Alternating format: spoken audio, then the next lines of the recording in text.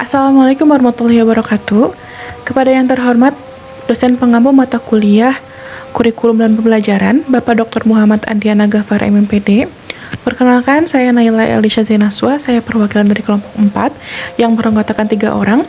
Yang pertama Kianu Muhammad, yang kedua Kansa Huzafa, yang ketiga adalah saya sendiri, Naila Elisha. Di sini kami membawakan materi dari mata kuliah Kurikulum dan Pembelajaran, yaitu tentang landasan psikologis dalam kurikulum. Tentunya, sebelum kita masuk ke materi inti, kami di sini mempunyai pengantar yang dibagi menjadi 3. Yang pertama yaitu ada tujuan penulisan, yang kedua ada konten bab, yang ketiga adalah manfaat penulisan. Tujuan penulisan kami yaitu yang pertama tentunya memenuhi tugas mata kuliah kurikulum dan pembelajaran. Yang kedua adalah memahami lebih dalam pembahasan tiap materi yang akan disampaikan. Kemudian konten bab kami terbagi menjadi 3. Yang pertama adalah kebiasaan, yang kedua adalah psikologi kognitif, yang ketiga adalah fenomenologi dan psikologi humanistik. Kemudian ada manfaat penulisan. Yang pertama, mengetahui apa saja teori pembelajaran yang dapat diterapkan dalam proses belajar. Yang kedua, memahami karakter masing-masing peserta didik melalui teori yang sudah dipaparkan. Kemudian kata kunci dari materi kami adalah yang pertama, teori psikologis, yang kedua adalah kebiasaan, yang ketiga adalah kognitif, dan yang keempat adalah fenomenologi.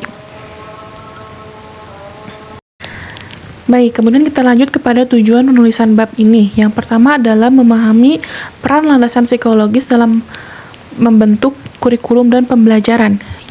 Kemudian, mengetahui teori behaviorisme, kognitif, humanistik, dan fenomenologi. Kemudian ada manfaat penulisan bab, yaitu memberikan wawasan kepada para calon pendidik dalam memahami berbagai teori untuk diterapkan dalam kegiatan belajar mengajar.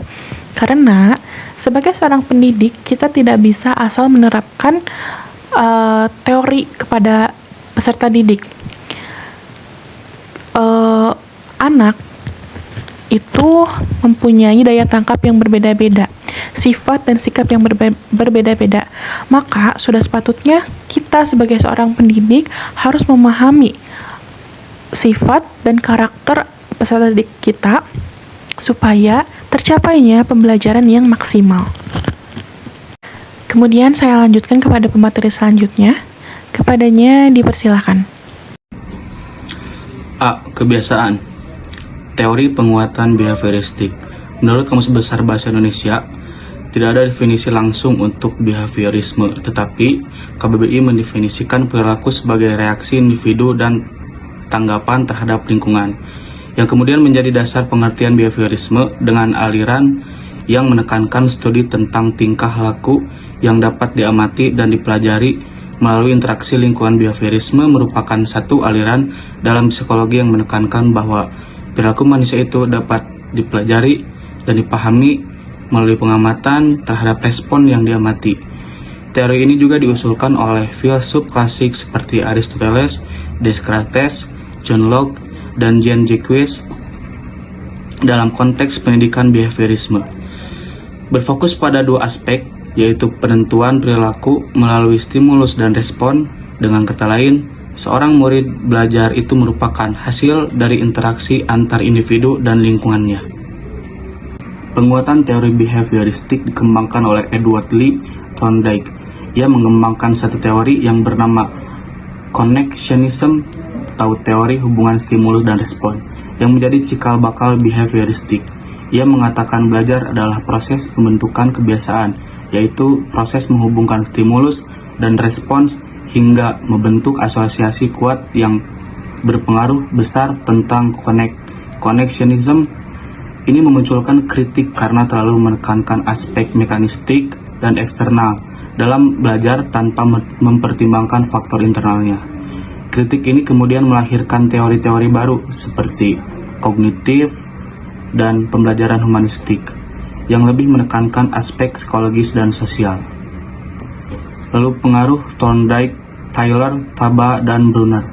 Thorndike adalah pionir teori connectionism, namun setelah teorinya berkembang muncul sejumlah pemikiran seperti Lab, Tyler, Hilda, Taba, dan Jerome S. Brunner yang memperluas pandangan Thorndike dari sekedar perilaku mekanistik menuju pemahaman kognitif bermakna. Ketiga ahli ini tidak menolak teori behavioristik Thorndike, tetapi mereka memperhalus dan memperluasnya dengan menambahkan unsur transfer of learning, struktur pengetahuan, dan pembelajaran bermakna. Yang pertama ada Ralph W. Taylor, teori transfer dan prinsip pembelajaran. Taylor dikenal sebagai tokoh penting dalam pengembangan kurikulum modern melalui modelnya yang bernama Taylor Rational, 4 pertanyaan dasar dalam pengembangan kurikulum. Taylor ini terinspirasi oleh prinsip-prinsip Thorndike, terutama tentang transfer of learning yang menjelaskan bahwa pengetahuan diperoleh di satu konteks dapat diterapkan di konteks lain.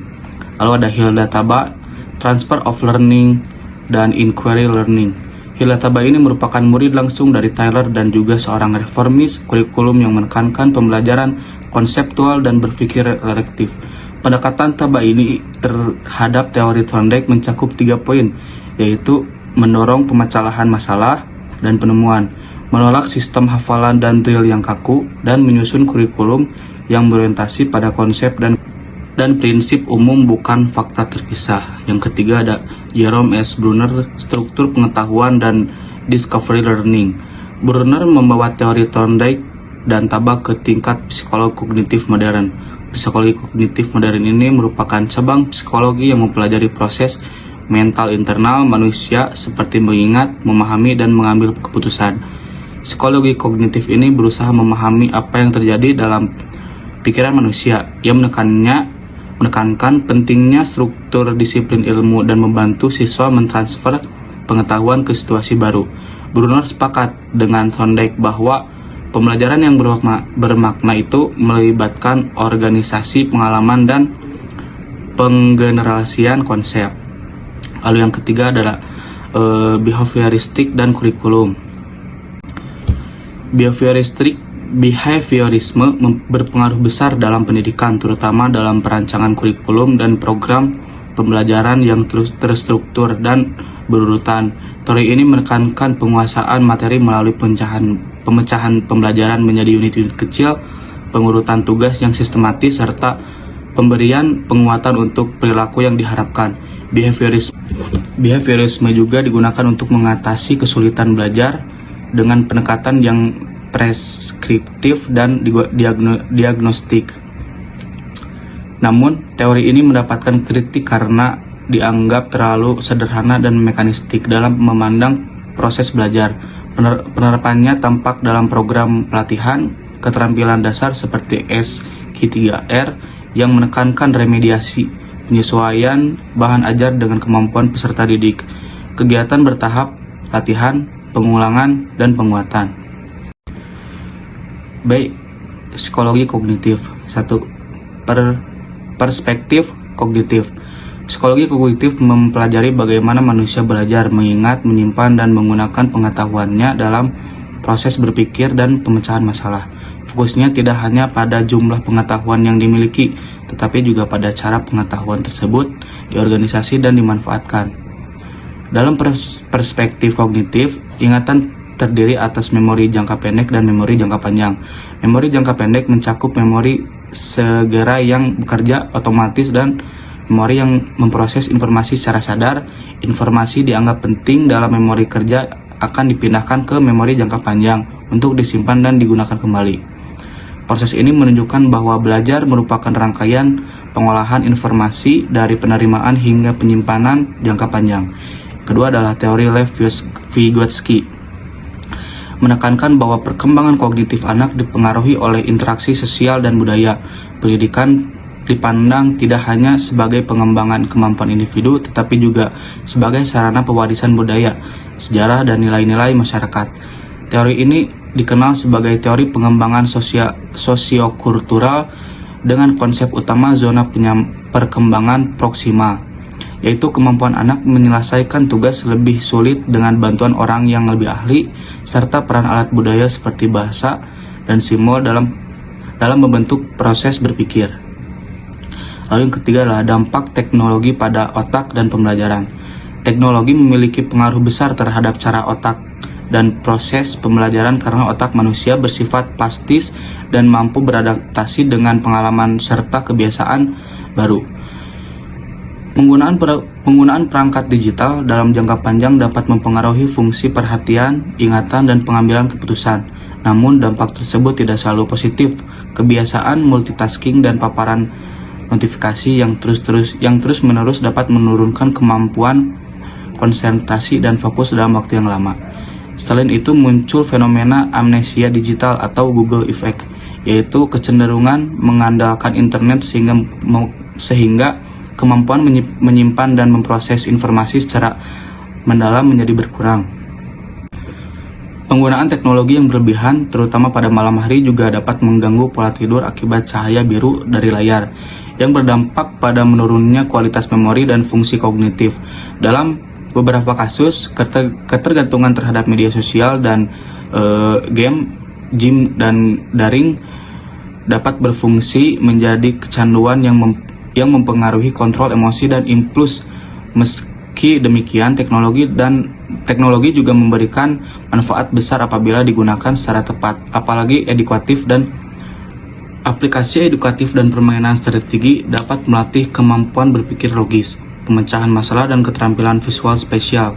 Dalam dunia pendidikan, teknologi memudahkan akses informasi, memungkinkan pembelajaran fleksibel dan personal, serta mendukung kolaborasi daring. Oleh karena itu, keseimbangan dalam penggunaan teknologi sangat penting agar manfaatnya dapat dimaksimalkan tanpa mengganggu kesehatan otak dan efektivitas pembelajaran. Terus yang keempat ada kognisi dan kurikulum. Kognisi mencakup proses mental seperti berpikir, mengingat, memahami, memecahkan masalah, dan mengambil keputusan, yang dalam pendidikan berperan penting tidak hanya untuk menghafal fakta, tetapi juga memproses dan menerapkan pengetahuan. Rancangan kurikulum sangat dipengaruhi oleh pandangan tentang bagaimana siswa belajar dan apa yang dianggap penting untuk dikuasai. Kurikulum modern menekankan keterampilan kognitif tingkat tinggi seperti berpikir kritis, kreativitas, analisis, dan pemecahan masalah melalui aktivitas reflektif dan kontekstual. Selain itu, teknologi mendukung kognisi dengan penyajian materi yang bertahap, interaktif, serta adaptif sesuai kemampuan siswa.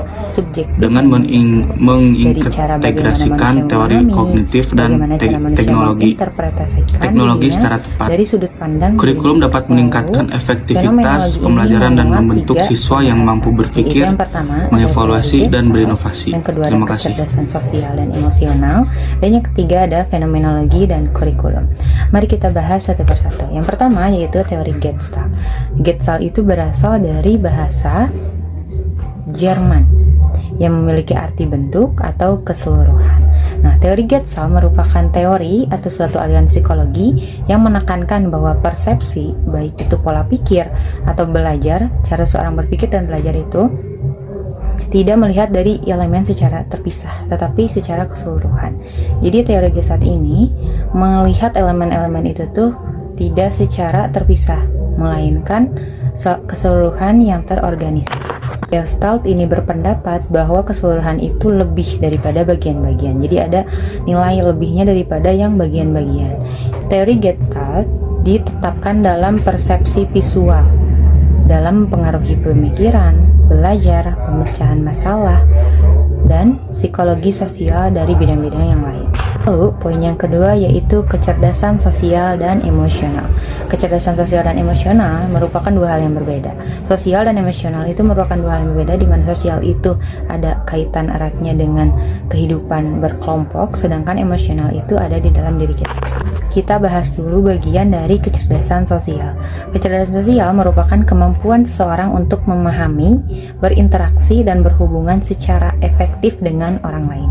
Jadi adanya interaksi, adanya hubungan di antara orang lain itu merupakan salah satu kegiatan sosial yang dilakukan oleh manusia, di mana ketika kita melakukan interaksi, di sana tuh akan ada suatu kemampuan yang harus dimunculkan agar interaksi itu berjalan secara efektif dan juga komunikatif. Cerdas secara sosial berarti kita itu tahu apa yang harus dikatakan dan kapan kita harus mengatakan itu, dan bagaimana juga harus bertingkah dan juga merespon sesuatu yang dikatakan oleh orang lain, sehingga nantinya itu akan menciptakan kehidupan yang harmonis atau pembicaraan yang harmonis.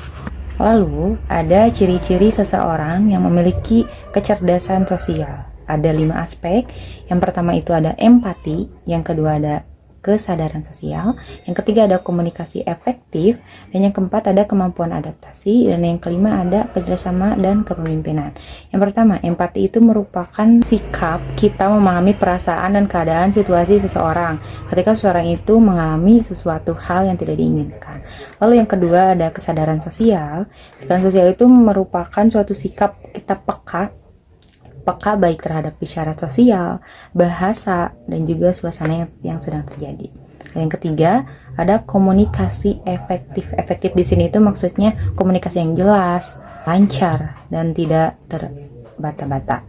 Lalu yang keempat ada kemampuan beradaptasi, di mana kita yang memiliki kecerdasan sosial ini pasti akan bisa juga beradaptasi, yaitu menyesuaikan diri dengan lingkungan yang ada. Lalu yang kelima ada kerjasama dan kepemimpinan. Sebagaimana kita makhluk sosial, kita harus senantiasa bekerja sama, baik itu dalam kepemimpinan maupun dalam hal yang lainnya.